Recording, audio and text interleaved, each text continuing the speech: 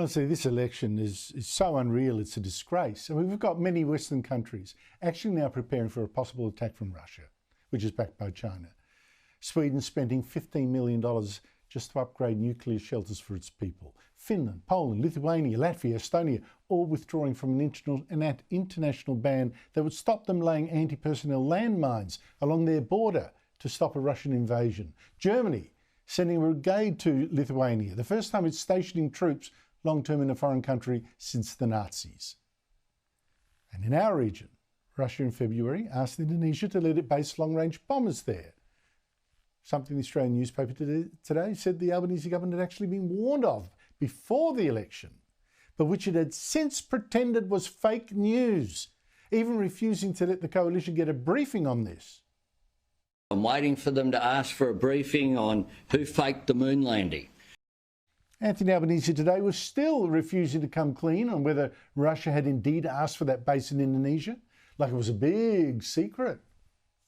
What adults do on intelligence is receive them and not conduct it through the media. Joining me is the country's top foreign affairs writer, Greg Sheridan of the Australian newspaper. Greg, thanks for your time. Why this secrecy about something that you know, that I know, the opposition knows, your paper knows? What is it? Well, Andrew, it's great to be with you. This is all part and parcel, in my view, of a truly shocking performance by the Albanese government on national security all the way through. I think Albanese has decided he's ahead in the election contest now, and he's simply not going to answer any question which is difficult. And apart from programs like yours and my glorious newspaper, nobody really presses these matters. You know, the opposition complaining about the media doesn't get them anywhere, but it is true. Most of the media simply doesn't press this. Now, there is absolutely no reason why the government couldn't have given the opposition a briefing on this. In a sense, I don't think that's the issue, and a briefing would have helped a sensible government because that binds the opposition. There are all kinds of things it can't say. It can't reveal the contents of the briefing. But the only explanation for the government refusing to give a briefing must be because the contents of the briefing would be so radically at odds with what the government is saying publicly. Now, this government has not responded realistically or meaningfully to any of the roiling international crises. You mentioned a whole lot of nations doing things. Britain cut its aid budget to increase its defence expenditure this year to 2.5% of GDP, not in 5 years' time, this year.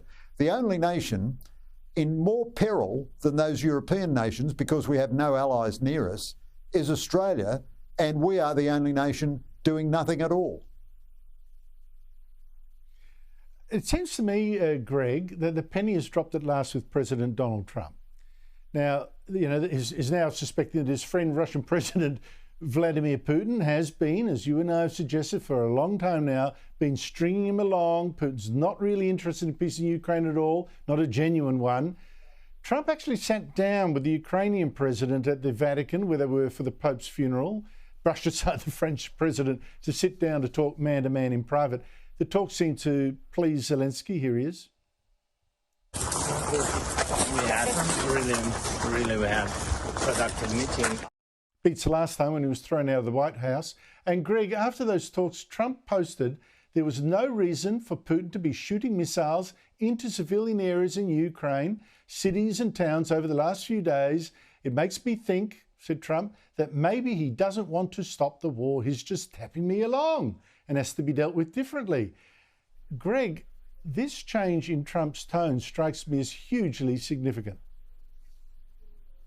Yeah, it could be very important, Andrew. I think you're absolutely right. We've got to be a bit cautious because Trump changes and then changes back, and he's very unstable. He has a lot of strengths, but he's very, very unstable in his decision-making. But two things occur to me about this particularly. One is everybody on the Democrat and left side has been constantly looking for some sinister explanation of why Trump has favoured Putin so much. And I think actually the explanation is just terribly obvious. A cigar sometimes is just a cigar. Putin has flattered Trump relentlessly and endlessly, building, miniature statues of him, commissioning portraits of him, going to church to pray for him. And this has taken him a long, long way with Trump. Trump is very vulnerable to flattery. But eventually, reality has imposed itself even on Trump. Now, one of the weaknesses of Trump is that he's absolutely clear he won't take military action for anybody. And he says his retaliation could be economic. But the second thought that I have is that Trump is doing a lot of things the American people like, but he's doing a lot of things the American people hate. And this may be a moment where Trump realises the difference between what's working and what's not working and course corrects. I mean, everybody for the first month thought Trump was invincible. Then for the second month, they thought he was incorrigible. And then for the third month, they thought he was beyond salvation. But nothing is permanent with Trump. And if he now decides that Ukraine being smashed on his watch would be very bad for him, he may well go back to supporting Ukraine in significant ways. He could even impose these secondary sanctions on Russia, which indeed would be very damaging for Russia. And if he mobilised the whole American network to really force nations to live up to sanctions on Russia. I mean, most nations of the world are not now living up to sanctions on Russia, not only China, but even countries which are friends of ours, Indonesia and India and so on, doing very big trades with Russia. So there's a lot that Trump could do, and this is a very promising sign.